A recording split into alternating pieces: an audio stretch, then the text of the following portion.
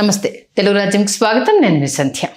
ప్రస్తుతం cinema industry versus political leaders లేకపోతే political parties ఏమన్నా జరుగుతున్నాయా అని అంటే ఈ మధ్యలో జరిగిన 2 ఇన్సిడెంట్స్ అంటే మొన్న ఒక డైరెక్టర్ చేసిన వ్యాఖ్యలు, నిన్న స్టేజ్ పైన ఒక బడా హీరో చేసిన వ్యాఖ్యలు ఏదో జరుగుతోంది అన్న సంకేతాలు అయితే ఇచ్చే ప్రయత్నం చేస్తున్నారు. ఈ నేపథ్యంలో ఆది సినిమా 25 years కంప్లీట్ చేసుకున్న సందర్భంగా ఒక ప్రముఖ ఛానల్లో డైరెక్టర్ వివి వినాయక్ గారు ఒక ఇంటర్వ్యూ ఇవ్వడం జరిగింది.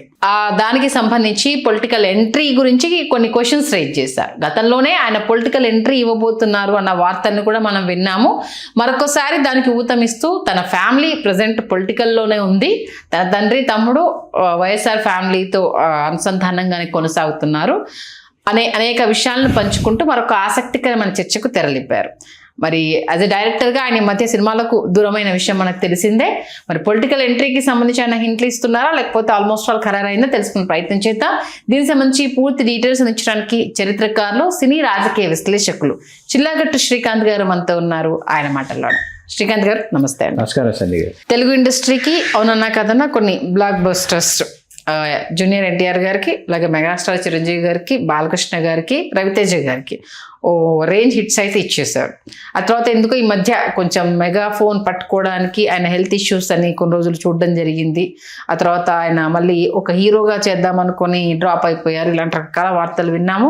సీన్ కట్ చేస్తే ఇప్పుడు 25 years ఆది సెలబ్రేషన్స్ దానికి సంబంధించి ఒక ఇంటర్వ్యూలో ఆయన పొలిటికల్ ఎంట్రీ గురించి మరొకసారి చర్చ జరిగింది. దీని గురించి వాస్తవానికి 2019 ఎన్నికల్లో వినాయక్ గారి పేరు చాలా ప్రముఖంగా వినిపించింది. 2019 ఎన్నికల్లో ఎందుకు అని అంటే వినాయక్ గారి నాన్నగారు గండ్రోత్ కృష్ణారావు గారు, ఆయన చాగల్లు, పశ్చిమ గోదావరి జిల్లా చాగల్లు వెళ్ళదు. ఆ చాగల్లులో రాజకీయంగా చాలా ప్రాధాన్యత కలిగినటువంటి కుటుంబం, అట్లాగే భూస్వాములు కూడా. అయితే కాలక్రమంలో కొంత వారు వెనక్కు తగ్గటం, అన్ని విధాలుగా కూడా ఇబ్బందులు పడటం అవన్నీ కూడా జరిగిన తరిమిల వినాయక్ గారి పరిశ్రమకు వచ్చి పరిశ్రమలో స్థిరపడితేనే వాళ్ళు తిరిగి అక్కడ విజయకేతనం ఎగురవేసేటటువంటి ఒక పరిస్థితి.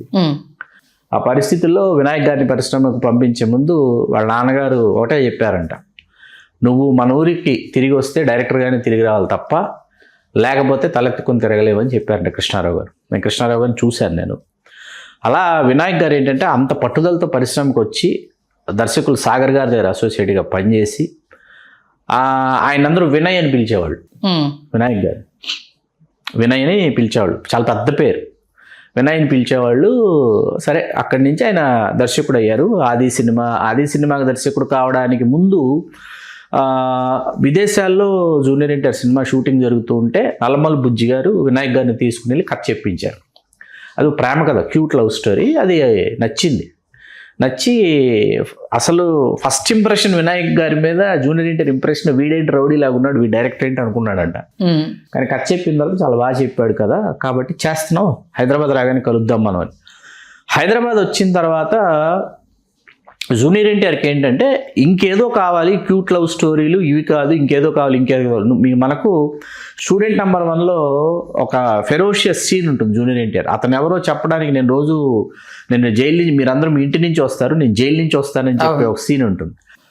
ఆ సీన్ అది చేసిన తర్వాత ఏంటంటే దీనికి నెక్స్ట్ లెవెల్లో ఉన్నటువంటి కథ కావాలి నాకు ఇప్పుడు.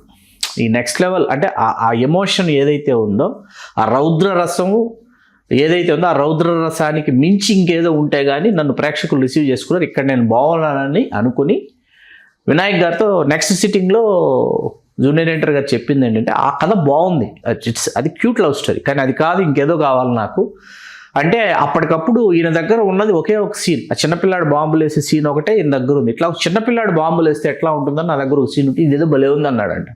నేను డెవలప్ చేసి తీసుకురా, మనం చేద్దాం, ఇది చాలా ఇంట్రెస్టింగ్ ఉందంటే అది ఆది అయింది. అని చాలా హోంవర్క్ చేశారు ఆదికి. ఎందుకంటే ఎవరు చూసినా ఇవాళకి మనం ఎవరు చూసినా కూడా ఎమోషనల్గా కనెక్ట్ అవుతాం ఆది సినిమాకి. అలా ఒక్కసారిగా మీకు వివి వినాయక్ అనే దర్శకుడు ఆది సినిమాతో అవతరించడం, ఆది తర్వాత దిల్ తర్వాత చెన్నకేశ్వరరెడ్డి తర్వాత ట్యాగూరు, ఇట్లా ఆ తర్వాత బన్నీ, ఈ సినిమాలన్నీ కృష్ణ, బద్రీనాథ్, వరుసగా ఇంకా ఆయన మన యోగి అది రీమేక్, ఇది మన ఇది కూడా రీమేక్, ఇది ట్యాగూర్ కూడా రీమేక్, అట్లా చేసుకుంటూ వచ్చి చిరంజీవి గారి కెరీర్లోనే అత్యంత ప్రతిష్టాత్మకమైన ఆయన 150 సినిమాకి వినాయక్ గారిని ఆయన దర్శకుడిగా ఎంచుకున్నారు. ఎంతో మంది దర్శకుల పేర్లు 150 ఖైదీ నెంబర్ 150కి. అది సాధారణమైన విషయం కాదు. వినాయక్ గారు కూడా ఏంటంటే ఎమోషన్స్ ఎంత బాగా పండించగలడో అట్లాగే కామెడీ వాటన్నిటిని కూడా చాలా అద్భుతంగా హ్యాండిల్ చేయగలిగినటువంటి ఒక దర్శకుడు. అట్లాగే మనిషి చాలా గొప్ప సంస్కారండి మనిషి. జగన్మోహన్ రెడ్డి గారు మొత్తం కాకినాడ లోక్సభ నియోజకవర్గాన్ని ఆయన ఏం చేశారంటే మీకు కాపులకి ప్రాధాన్యం ఇచ్చారు. రాజమండ్రి లోక్సభ నియోజకవర్గం వచ్చేటప్పుడు ఒక రాజానగరం తీసేస్తే మిగతా మొత్తం వేరే సామాజిక వర్గాలకి ఇచ్చారు. అంబేద్కర్ కోనసీమకి వెళ్ళేటప్పటికి అక్కడ అటువంటి ఒక పరిస్థితే ఉంది. అక్కడ కాపులకి ఇవ్వలేనటువంటి పరిస్థితి ఉంది. ఇట్లాంటి కొన్ని కారణాలు ఉన్నాయి. ఈసారి ఏంటంటే కాకినాడ మరియు రాజమండ్రి లోక్సభ నియోజకవర్గ పరిధిలో కాపులకి ప్రాధాన్యం ఇవ్వాలి అనేటటువంటిది వాళ్ళ అంతర్గత చర్చల్లో నలిగినట్టు, ఈ అంశం నలిగినట్టు. ఎందుకంటే పవన్ కళ్యాణ్ గారిని ఎదుర్కోవాలంటే గోదావరి జిల్లాలో పవన్ కళ్యాణ్ గారి ప్రభంజనాన్ని ఎదుర్కోవాలంటే పిఠాపురంలో ఆయన పోటీ చేసిన ఇతర అంబేద్కర్ కోనసీమ, వేళ అంబేద్కర్ కోనసీమలో కోనసీమని అక్కడ ఉన్నటువంటి పవన్ కళ్యాణ్ గారి అభిమానులు కావచ్చు, సామాజిక వర్గం వాళ్ళు కావచ్చు, కళ్యాణ్ సీమ అని రాసుకుని తిరుగుతున్నారు బైకుల మీద, కార్ల మీద. మీరు చూస్తే మీరు ఎక్కడైనా కళ్యాణ్ సీమ అని కనిపించిందంటే వాళ్ళు కోనసీమ వాసులు అని అర్థం. ఓకే, వాళ్ళందరూ పవన్ కళ్యాణ్ గారి అభిమానులు, జన సైనికులు. వాళ్ళందరూ ఎక్కువ మంది పవన్ కళ్యాణ్ గారి సామాజిక వర్గానికి చెందినటువంటి వాళ్ళు కళ్యాణ్ సీమ అని రాసుకొని తిరుగుతున్నారు మనకి. వాళ్ళ అంతటి కట్టుబాటుతో ప్రయాణం చేస్తున్నటువంటి వీటినన్నింటినీ ఎదుర్కోవాలంటే ఒక హెవీ వెయిట్స్, తర్వాత నోన్ ఫేసెస్ రేపు జగన్మోహన్ రెడ్డి గారికి అవసరం. ఆ అవసరార్థం వినాయక్ గారి పేరుని మరొక మారు తెర మీదకి వాళ్ళు తీసుకొచ్చారా, వినాయక్ గారే ప్రకటించారా, వినాయక్ గారే తెలియజేశారా అన్నది ఇప్పుడు ఆసక్తికరమైనటువంటి అంశం అన్నమాట. ఖచ్చితంగా సినిమా గ్లామర్ అనేది ఇట్స్ యాడెడ్ ఫ్లేవర్ అన్నమాట. మొత్తానికి చాలా రోజులతో తర్వాత వచ్చిన ఓ బాంబు అయితే పేల్చేసి ట్రెండింగ్లోకి అయితే వచ్చేసారు వినాయక్ గారు.